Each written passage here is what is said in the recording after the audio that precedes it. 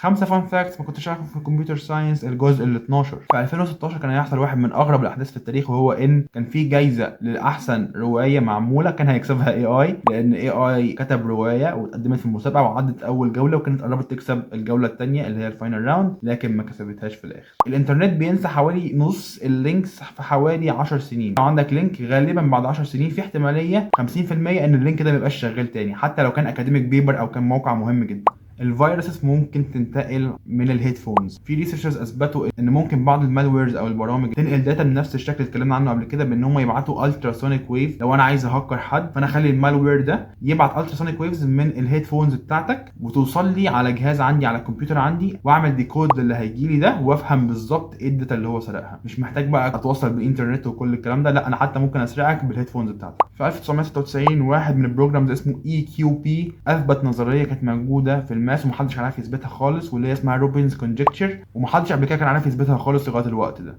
في 2020 اللي هي سنه الكورونا يعني، كان هيحصل واحد من اقوى الاتاكس اللي حصلت في التاريخ. وبعض الاتاكس بتحصل بان في الاول بيبعتوا كميه كبيره قوي من الفيك داتا بحيث ان السيرفرز تقع، وساعتها كانوا باعتين حوالي 3.47 تيرا بايت من الداتا في الثانيه. يعني كل ثانيه بيجي 3.47 اللي هو الرقم الكبير اللي هحطه لكم قدامكم ده من الداتا على السيرفرات. ولكن الاي دبليو اس او الامازون ويب سيرفيسز احبطت الهجوم ده.